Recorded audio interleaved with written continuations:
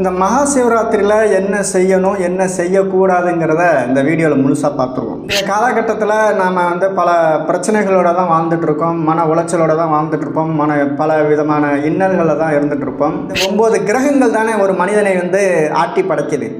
இவருடைய நல்ல குணங்கள், கெட்ட குணங்கள், இவருடைய கர்ம வினைகள், இப்படி எல்லா விதங்களுக்கும் ஏற்றபடியே மனிதனுக்கு ஒரு நல்ல வாழ்க்கையை கொடுப்பது என்பது இந்த கிரகங்கள் தான். ஏற்பட்டவங்களுக்கு இந்த ஒரு நாள் அப்படிங்கிறது ஒரு வரப்பிரசாதம். நான் ஒரு வழிபாட்டு முறையை சொல்கிறேன், இது உங்களால் செய்ய முடியுமான்னு பாருங்கள்.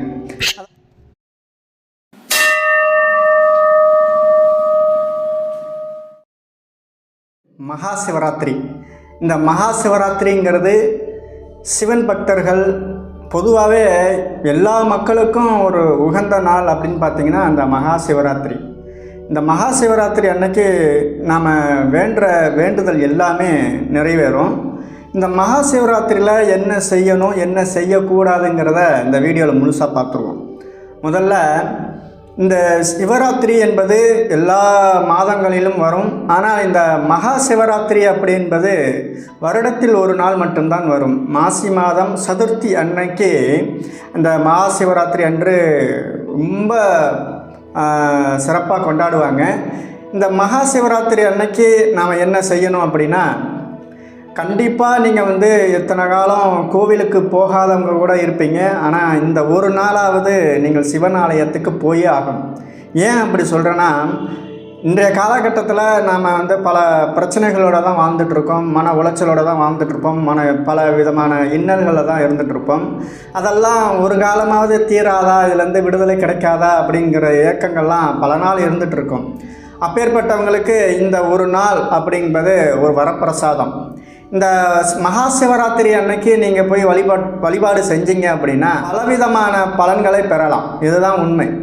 இந்த மகா சிவராத்திரி அன்னைக்கு இந்த வரலாறெல்லாம் நான் சொல்ல வரல, என்ன செய்யணுங்கிறத முக்கியமாக தெரிஞ்சுக்கிங்க. இந்த மகா சிவராத்திரி அன்னைக்கு முடிந்த அளவுக்கு அன்னதானம் கொடுப்பதற்கு நீங்கள் பாருங்கள். அதே போல் சிவனுக்கு நீங்கள் பூஜை புனஸ்காரங்கள் செய்யணும். இந்த சிவன் ஆலயங்களில் போய்ட்டு வழிபாடு செய்யணும். இந்த சிவன் ஆலயங்களில் போய் ஒரு இரவு தங்கி இந்த சிவன் நாமத்தை சொல்லிட்டு இருக்கணும். ஆனால் நான் ஒரு வழிபாட்டு முறையை சொல்கிறேன், இது உங்களால் செய்ய முடியுமான்னு பாருங்கள். அதாவது வருகிற புதன் அன்று நீங்கள் என்ன பண்ணுறீங்க, காலையில் 5 மணிக்கெல்லாம் எழுந்திரிச்சு குளிச்சுட்டு நீங்கள் ஒரு நிறைய கோவிலுக்கு போகணும்னு ஒரு ஐடியா இருந்திருக்கும். அதை இந்த நாளில் நீங்கள் செய்யணும். எப்படி அப்படின்னா, உங்களுக்கு தெரிந்த சிவன் ஆலயங்கள், உங்களுக்கு பக்கத்தில் இருக்கக்கூடிய எத்தனை சிவன் ஆலயங்கள் இருக்குதோ அத்தனை சிவன் ஆலயங்கள்லையும் காலையில் 5 மணிக்கு எழுந்திரிச்சு ஒரு சிவன் ஆலயமாக நீங்கள் பார்த்துட்டு வந்துடணும். இந்த 9 சிவன் ஆலயங்களை இந்த ஒரு நாளில் நீங்கள் பார்க்கணும். 9 சிவன் ஆலயங்கள் என்பது எதுக்காக அப்படி சொல்கிறாங்க அப்படின்னா, இந்த 9 கிரகங்கள் தானே ஒரு மனிதனை ஆட்டி படைக்குது. இவருடைய நல்ல குணங்கள், கெட்ட குணங்கள், இவருடைய கர்ம வினைகள், இப்படி எல்லா விதங்களுக்கும் ஏற்றபடியே மனிதனுக்கு ஒரு நல்ல வாழ்க்கையை கொடுப்பது என்பது இந்த கிரகங்கள் தான். அந்த கிரகங்களுடைய எண்ணிக்கையின் அடிப்படையில் தான் இந்த மகா சிவராத்திரி அன்னைக்கு இந்த 9 சிவன் ஆலயங்களுக்கு போயிட்டு நீங்கள் வழிபாடு செய்யணும்.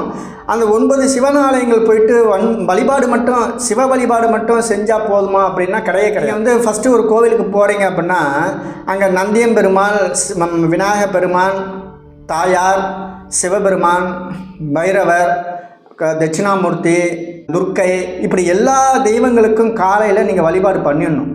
இந்த வழிபாடு பண்ணிவிட்டு 9 கோவில்களையும் இது போல் வழிபாடு பண்ணிவிட்டு சாயந்தரம் 6 மணி அளவில் நீங்கள் எந்த கோவிலில் இருக்கணும்னு நினைக்கிறீங்களோ அந்த கோவிலில் அமர்ந்துருங்க. ஒரு இடமா பார்த்து அமர்ந்துருங்க. இந்த மகா சிவராத்திரி அன்னைக்கு 4 கால பூஜை நடக்கும் என்பது எல்லாருக்குமே தெரியும். இந்த 4 கால பூஜையில் மத்தியமாக நடக்கக்கூடிய 12 மணி அளவில் நடக்கக்கூடிய இந்த லிங்கோத்பவ பூஜையில் நீங்கள் கண்டிப்பாக பார்க்கணும். அப்படி பார்க்கலனாலும் பரவாயில்லை, சிவன் ஆலயத்தில் அமர்ந்து அந்த சிவன் நாமம் பாராயணம் நீங்கள் படிச்சுக்கிட்டே இருக்கணும். சிவபுராணம் இந்த மாதிரிலாம் புத்தகங்கள் இருக்கு இல்லையா, அதை நீங்கள் படிச்சுக்கிட்டே இருக்கணும். அதே போல் புதன்கிழமை அன்னைக்கு ஓம் நம சிவாய அந்த மந்திரத்தை சொல்லிக்கிட்டே இருங்க. இந்த மகா சிவராத்திரி அன்னைக்கு உங்களால் முடிந்த அன்னதானம், முடியாதவர்களுக்கு உதவி செய்கிறது, வாயில்லா ஜீவன்களுக்கு நீங்கள் உதவி செய்கிறது, இது போன்ற விஷயங்களை நீங்கள் செய்யணும். இப்படி இந்த ஒரு நாள் நீங்கள் செய்யக்கூடிய வழிபாடு என்பது, உதவி என்பது பல ஜென்மங்கள் உங்களுக்கு வந்து தொடரும் அப்படின்னு சொல்கிறாங்க. அதே போல் நாம் செய்த பாவ புண்ணியங்கள் எல்லாம் வந்து இந்த நேரத்தில் வந்து நீங்கள் வழிபாடு செய்யும்போது எப்பேற்பட்ட பிரச்சனைகளாக இருந்தாலும் அந்த சிவபெருமானால் உங்களுக்கு வந்து தீர்த்து வைக்கப்படுகிறது என்பது ஐதீகம். அதே போல் இந்த சிவ வழிபாட்டின் போது நீங்கள் எந்த அளவுக்கு மன ஒற்றுமையோடு மன அமைதியோடு தியானம் பண்ணுறீங்களோ ரொம்ப ரொம்ப ரொம்ப நல்லதுங்க. அந்த சிவ வழிபாட்டுக்கு அவ்வளோ ஒரு மகத்துவம். நீங்கள் 1000 தெய்வங்களை வழிபட்டாலும் கடைசியில் வந்து சிவனை தான் வந்து சேரும். அதனால தான் அந்த சிவ வழிபாட்டுக்கு வந்து அவ்வளோ ஒரு முக்கியத்துவம் கொடுப்பாங்க. நீங்கள் 1000 வழிபாடு செய்யலாம், ஆனால் சிவ வழிபாட்டுக்கு ஈடானது ஒரு வழிபாடும் கிடையாது என்பது தான் உண்மை, சத்தியம். நம்ம செய்த பூர்வ புண்ணியத்தில் செய்த கர்மாக்கள் எல்லாம் வந்து இந்த காலகட்டத்தில் குறைஞ்சி நமக்கு வந்து ஒரு மோட்சம் என்கிற ஒரு நிலையை வந்து அடைந்து கொடுப்பது தான் இந்த சிவ வழிபாட்டினுடைய தன்மை. அதே போல் இந்த சிவ வழிபாடு செய்ய செய்ய செய்ய செய்ய உங்கள் மனதிற்குள்ளே ஒரு பேரானந்தம் பிறக்கும். அதான் சொல்லுவாங்க, சிவனடியார்கள்லாம் சொல்லுவாங்க, ஆதியும் அந்தமற்ற பேரானந்தம் இந்த சிவபெருமானே அப்படின்னு சொல்லுவாங்க. அதாவது தென் மாவட்டங்களில் சிவ ஓட்டம் அப்படின்னு ஒரு விஷயம் உண்டு. என்ன அப்படின்னு பார்த்தீங்கன்னா, இந்த மகா சிவராத்திரி அன்னைக்கு பல நூறு பேர் வந்து பல 100 கிலோமீட்டர், அது சில பேர் வந்து 50 கிலோமீட்டர் 100 கிலோமீட்டர் இந்த மாதிரிலாம் ஓடிக்கிட்ட இந்த சிவபெருமானை போய் பார்ப்பாங்க, கோயில் கோயிலாக போய் பார்த்துட்டு வருவாங்க. ஸோ அதில் கலந்துக்கிறதுங்கிறது ரொம்ப ரொம்ப நல்லது. உங்களால் அப்படி முடியலைனாலும் பரவாயில்லை, நீங்கள் வந்து இப்போ நான் சொன்ன மாதிரி புதன்கிழமை காலையில் எழுந்திரிச்சு எல்லா சிவன் கோயிலுக்கும் போயிட்டு ஒரு அர்ச்சனை பண்ணிவிட்டு நீங்கள் சாயந்தரம் 6 மணி அளவில் உங்களுக்கு பிடிச்ச ஒரு சிவன் கோயிலில் அமர்ந்து இப்போ நான் சொன்ன மாதிரி நீங்கள் செய்யுங்க. இந்த சிவன் வழிபாடு என்பது ரொம்ப ரொம்ப முக்கியம், மனசில் நீங்கள் பதிய வச்சுக்கணும். இப்போ நம்ம ஜாதகத்தில் வந்து இந்த தோஷங்கள் பரிகாரம் செய்யணும்னு சொல்லுவாங்க, பல பிரச்சனைகளில் நாம் இருப்போம். இதெல்லாம் தீர்றதுக்கு இது ஒரு அருமருந்து.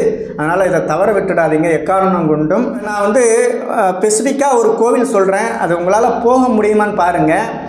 மயிலாடுதுறை மாவட்டம் பக்கத்தில் இருக்கக்கூடிய வழுவூர் வீரட்டேஸ்வரர் ஆலயம். இந்த வழுவூர் வீரட்டேஸ்வரர் ஆலயம் என்பது மகா சிவராத்திரி அன்னைக்கு ரொம்ப ரொம்ப உத்தமமான கோவில். இந்த ஆலயத்தில் வந்து நீங்கள் இரவு தங்கி சிவபுராணம் படிக்கணும், அங்கே உள்ள மந்திரங்கள் சொல்லணும். செய்து பார்த்தீர்கள் என்றால் ஒரு விடிவு காலம் கண்டிப்பாக உண்டும். அதாவது குழந்தை பேரின்மை, தொழில் சரியாக நடக்கலை, கணவன் மனைவி பிரிவு, திருமணம் நடக்கலை, இப்படி பல பிரச்சனைகளோடு தான் நாம் இன்றைக்கி வாழ்ந்துட்டு இருக்கிறோம். இந்த பிரச்சனைகளுக்கெல்லாம் ஒரு முடிவு கட்டணும் அப்படின்னா இந்த மகா சிவராத்திரி ஒன்று தான் உங்களுக்கு வழி. திருவண்ணாமலை, காஞ்சிபுரம் ஏகாந்தேஸ்வரர், சிதம்பரம் நடராஜர் கோவில், காளஹஸ்தி, திருவானைக்காவல், இந்த 5 பஞ்சபூத ஸ்தலங்களும் இந்த மகா சிவராத்திரி அன்னைக்கு பேரும் புகழும் பெற்று தரக்கூடிய ஒரு ஸ்தலம். ஏன்னா இந்த 5 ஸ்தலங்களில் யாரெல்லாம் பக்கத்தில் இருக்கிறீங்களோ இங்கே போயிட்டு இங்கே வழிபாடு பண்ணுங்கள். இந்த மகா சிவராத்திரி அன்னைக்கு இந்த கோவிலில் போய் அமர்ந்து கண்டிப்பாக தியானம் பண்ணுங்கள், நல்லதே நடக்கும். வரக்கூடிய சனி பெயர்ச்சிக்கு உண்டான வீடியோக்கள் அனைத்தும், அதாவது மேசம் முதல் மீனம் வரை உள்ள வீடியோக்கள் எல்லாம் ரெடி பண்ணி நான் வந்து பிளேலிஸ்ட்டில் வச்சுருக்கிறேன், நீங்கள் அதையும் இப்போ பாருங்கள். சிவ வழிபாட்டை விட ஒரு நல்ல வழிபாடு உண்டா அப்படின்னா கிடையவே கிடையாது. மறக்காமல் நீங்கள் வந்து சிவ வழிபாடு தொடர்ந்து செய்யுங்க. உங்கள் வாழ்க்கையில் எண்ணிய எல்லாமும் கிடைக்கும். மறப்பாமல் சிவ வழிபாட்டை தொடருங்கள். நன்றி, வணக்கம்.